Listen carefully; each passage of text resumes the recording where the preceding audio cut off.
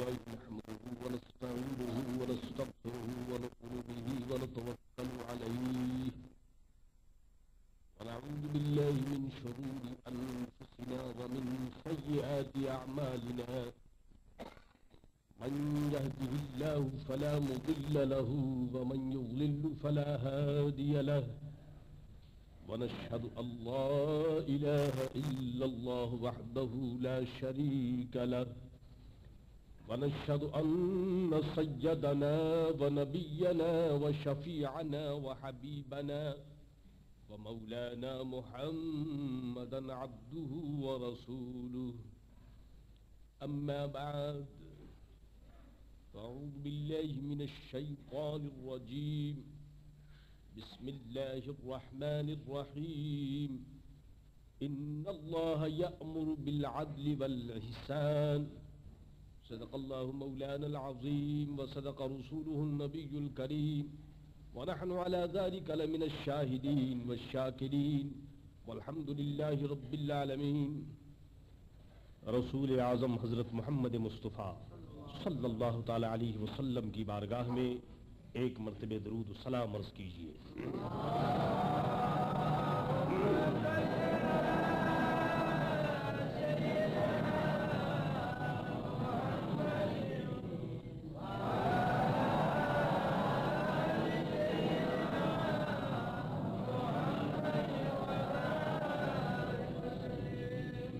ہر مسلمان چاہے وہ مرد ہو یا عورت، چھوٹا ہو یا بڑا، امیر ہو یا غریب، اسلام کے 5 اصولوں کو وہ جانتا ہے.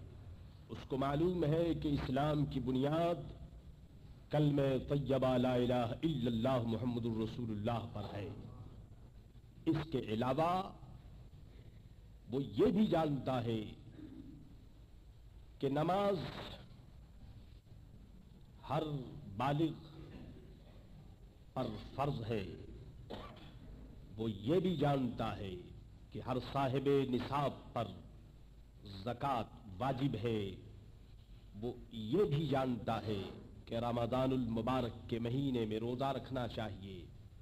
اور یہ بھی معلوم ہے کہ عمر میں ایک مرتبہ صاحب استطاعت پر حج ضروری ہے، واجب ہے، فرض ہے. یہ وہ مسائل ہیں کہ اجمالی حیثیت سے ہر مسلمان ان سے واقف ہے. مجھے ان کے علاوہ یہ بتانا ہے کہ جہاں تک عبادات کا تعلق ہے، خدا مسلمانوں کو توفیق دے کہ وہ اپنے پیدا کرنے والے کو پوجے اور پیدا کرنے والے کی عبادت کرے. خدا مسلمانوں کو توفیق دے کہ جس اللہ کا وہ رزق کھاتے ہیں اور جس اللہ کے فضل و کرم کے نتیجے میں وہ اس دنیا میں چلتے پھرتے ہیں، اس اللہ تعالی کا شکر اللہ توفیق دے کہ ہم اس کا شکر کریں. میرے دوستو، عبادات کے علاوہ معاملات بھی ہیں. یعنی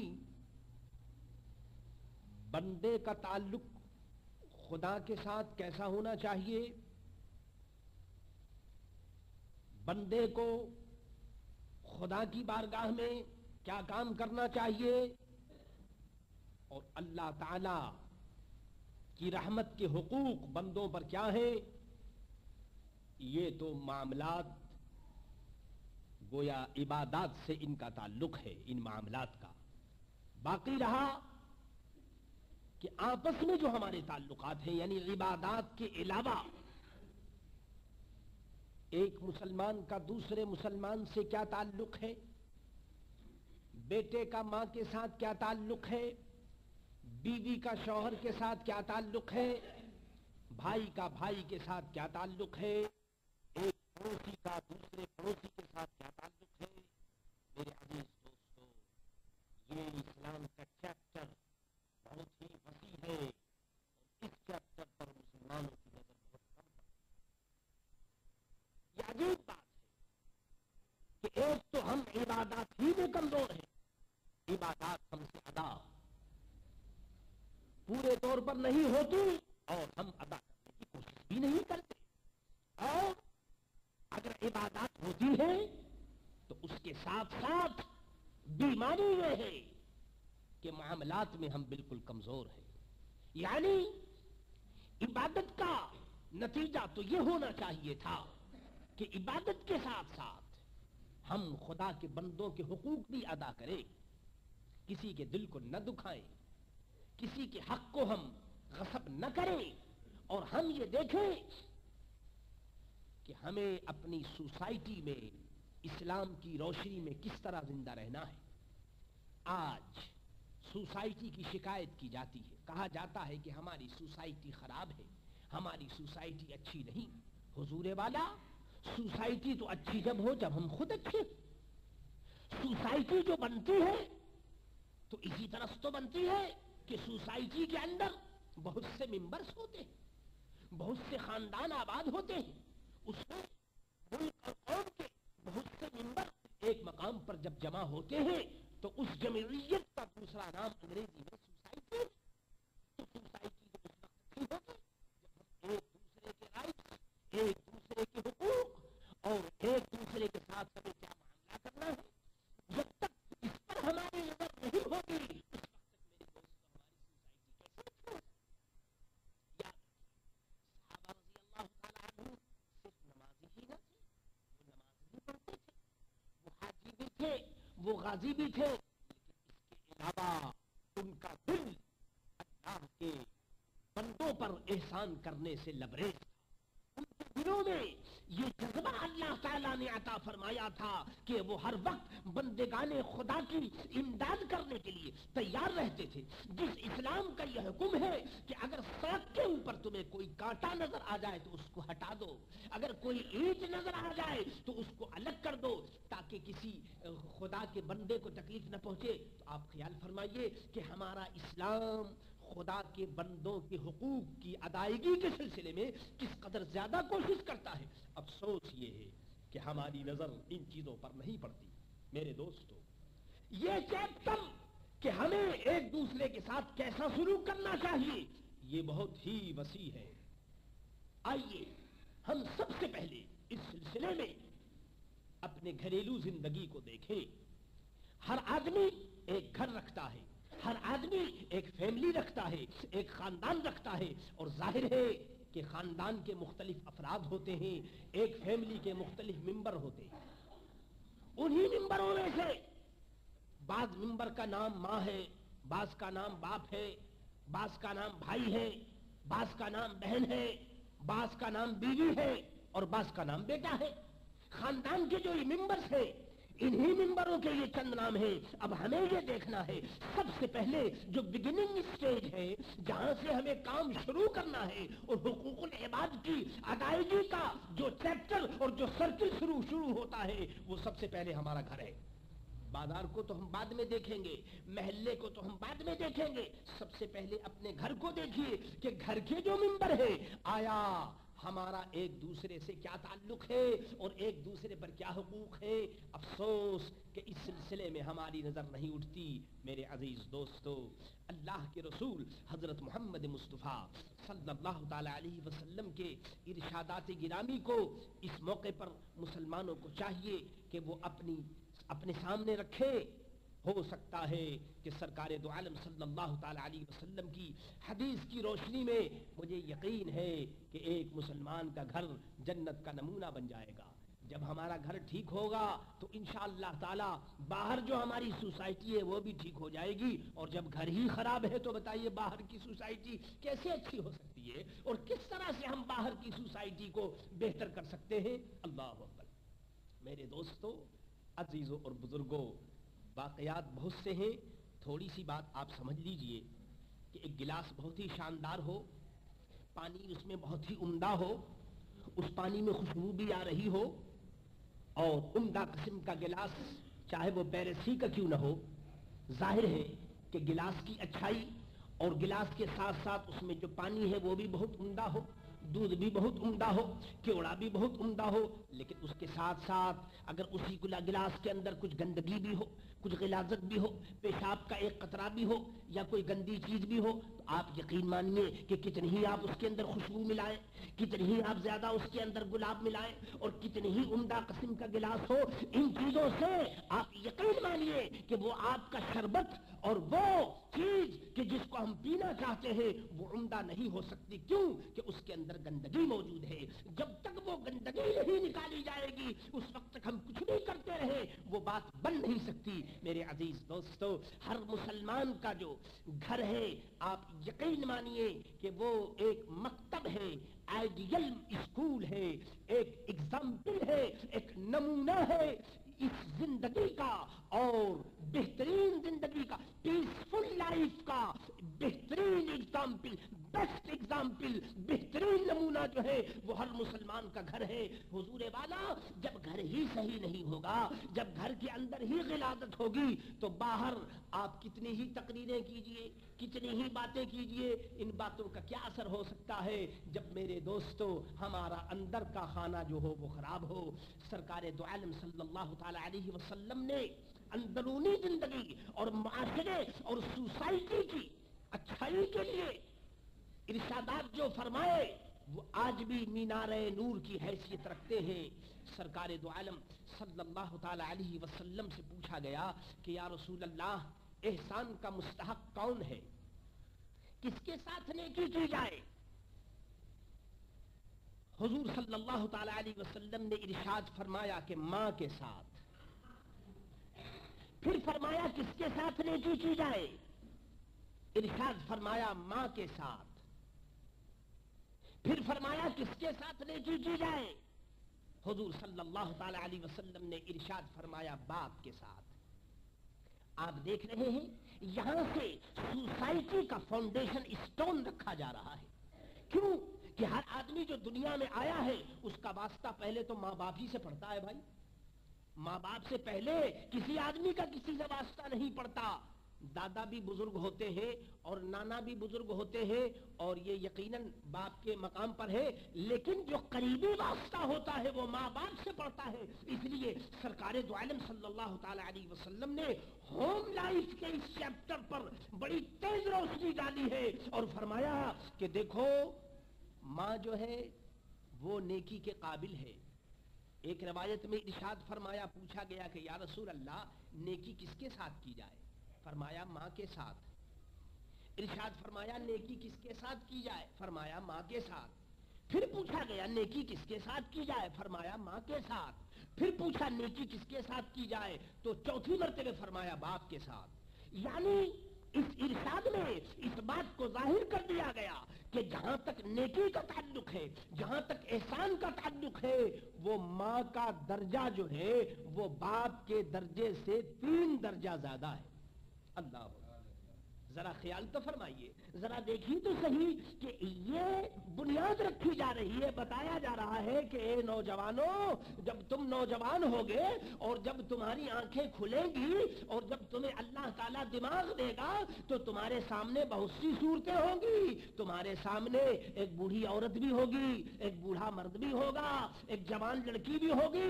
تو آیا تمہیں کس کے ساتھ کیسا سلوک کرنا چاہیے؟ یہ اللہ کے رسول حضرت محمد مصطفیٰ صلی اللہ تعالی علیہ وسلم نے اس چیپٹر پر خصوصیت کے ساتھ ہماری رہنمائی کی اور ہمیں بتایا کہ دیکھو ایسا نہ ہو. ایک روایت میں آیا سرکار دو عالم صلی اللہ تعالی علیہ وسلم نے ارشاد فرمایا کہ سب سے زیادہ احسان کرنے والا، ذرا دیکھتے چلیے حضور صلی اللہ تعالی علیہ وسلم کی لائف کے اس سرکل کو ہم دیکھتے نہیں، پڑھتے نہیں، آسمان کی باتوں میں گم ہیں، مگر دین و مذہب کے ان چمکتے ہوئے اوراق کو اور شائننگ پیج کو ہم دیکھتے نہیں. حضور ارشاد فرماتے کہ سب سے زیادہ احسان کرنے والا کون ہے؟ فرمایا کہ سب سے زیادہ احسان کرنے والا وہ ہے کہ اگر کسی کے باپ کا انتقال ہو گیا، دنیا ہے انتقال بھی ہوتا ہے، یا کسی کا باپ پردیس چلا گیا، دیش میں نہیں ہے، تو حضور فرماتے ہیں کہ اگر باپ نہیں ہے تو باپ کے دوستوں کے ساتھ نیکی کرو.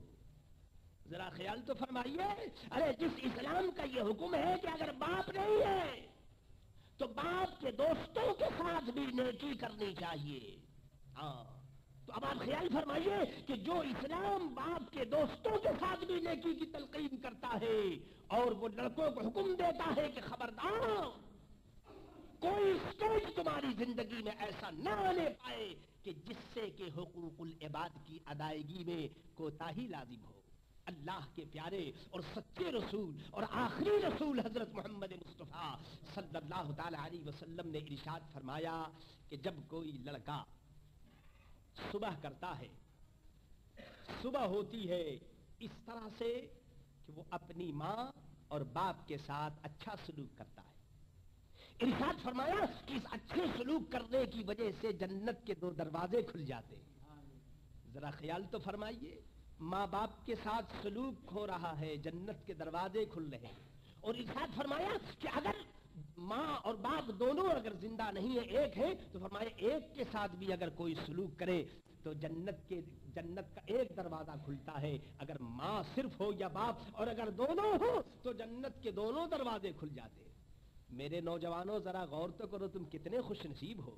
وہ لوگ کتنے خوش نصیب ہیں کہ جو اللہ کے فضل و کرم سے جن کی ماں بھی زندہ ہے اور جن کے باپ بھی زندہ ہے. اللہ اکبر. یعنی اس حدیث کی روشنی میں ان کو یہ موقع ملتا ہے کہ روزانہ گویا وہ اپنی ماں اور اپنے باپ کے ساتھ نیکی کریں اور روزانہ صبح کو ان کے لیے جنت کے دروازے کھلتے رہیں. اللہ اکبر. ایک شخص نے عرض کیا کہ یا رسول اللہ، مجھ سے کوئی غلطی ہو گئی، کوئی خطا ہو گئی. آج اس قسم کے سوالات کیے جاتے ہیں، مولانا صاحب غلطی ہو گئی، گناہ ہو گیا. تو حضور گناہ ہو گیا تو اس کے لیے کچھ کرنا چاہیے، توبہ استغفار سے کام لیجئے، کچھ ہمت کیجئے. ایک شخص سے غلطی ہو گئی، عرض کی یا رسول اللہ میں کون سا کام کروں، کون سی نیکی ہے میرے لیے؟ سرکار دو عالم صلی اللہ علیہ وسلم نے ارشاد فرمایا کہ اپنی ماں کے ساتھ اچھا سلوک کر. اگر تجھ سے کوئی غلطی ہو گئی، کچھ گناہ ہو گیا تو ماں کو خوش کر لے، اس لیے کہ جب ماں کے ہاتھ دعا کے لیے اٹھیں گے تو ماں کی دعا جو ہے وہ رد نہیں کی جائے گی. عرض کیا کہ یا رسول اللہ اگر ماں نہ ہو؟ تو فرمایا کہ اگر ماں نہ ہو تو خالہ کے ساتھ کر لے. اگر ماں نہ ہو تو خالہ کے ساتھ نیکی کر، کیونکہ خالہ جو ہے وہ بھی ماں کی جگہ پر ہے. اللہ ہو. آپ ذرا خیال تو فرمائیے، ذرا دیکھیے کہ کس طریقے سے حقوق العباد کی پہلی منزل کو اللہ کے رسول صلی اللہ تعالی علیہ وسلم نے کنفرم کیا ہے اور پہلی منزل کو کس قدر مضبوط کیا ہے کہ دیکھو، آنکھ جب تمہاری کھلے گی گھریلو زندگی میں تو سب سے پہلے تمہاری ماں سامنے ہوگی، تمہارا باپ سامنے ہوگا. ایک شخص سرکار دو عالم صلی اللہ تعالی علیہ وسلم کی خدمت میں آیا، عرض کیا یا رسول اللہ میں مشورہ لینے کے لیے آیا ہوں کہ میں جہاد میں جاؤں یا نہ جاؤں. جہاد کے مشورے کے لیے. آپ خیال فرمائیے کہ جہاد سے بڑھ کر کون سی بات ہو سکتی ہے؟ اللہ کے راستے میں دین اور اسلام کی سربلندی کے لیے اپنی جان کو دے دینا. حضور نے ارشاد فرمایا کہ ایک شخص تیری ماں ہے، سبحان اللہ، ادھر جذبہ ہے جہاد کا، مشورہ کیا جا رہا ہے جہاد میں جانے کے سلسلے میں، اور جواب دیا جا رہا ہے کہ تیری ماں ہے. مشورہ طلب کرنے والے نے عرض کیا کہ یا رسول اللہ میری ماں موجود ہے. فرمایا کہ تو ماں کی خدمت کر. جہاد جو ہے وہ باپ کی چیز ہے، ماں کی خدمت کر، اس لیے کہ ماں کے قدموں کے پاس جنت ہے. میرے دوستو، اس قدر ہمیں گھریلو زندگی کو شاندار بنانے کے لیے اللہ کے رسول حضرت محمد مصطفیٰ صلی اللہ تعالی علیہ وسلم نے حقوق العباد کے سلسلے میں سب سے پہلے ماں اور باپ کے حق کو مقرر فرمایا اور بار بار تاکید کی، کیونکہ حقوق العباد کا سلسلہ یہیں سے چلتا ہے. اور یہ بات بالکل واضح ہے کہ جو آدمی اپنی ماں اور اپنے باپ کا ادب کرے گا وہ بزرگان دین کا بھی ادب کرے گا، اللہ والوں کا بھی ادب کرے گا. میرے عزیز دوستو، باپ 3 ہیں آپ کے، خوب یاد رکھیے. 3 قسم کے باپ ہیں. باپ 3 قسم کے ہوتے ہیں، اس کو خوب یاد رکھیے. ایک تو وہی حقیقی باپ ہے جس کو ہم باپ کہتے ہیں، کہ جس کے وسیلے سے اور جس کے ذریعے سے ہم دنیا میں آئے. الحمدللہ آپ نے اس باب کے متعلق جو ارشادات ہیں وہ آپ نے سن لی، اور ایک باپ وہ ہے کہ جس نے اپنی بیٹی آپ کو دے دی، اپنا جگر کا ٹکڑا جس کو اس نے جوان کیا، پالا، پرورش کی، تربیت کی،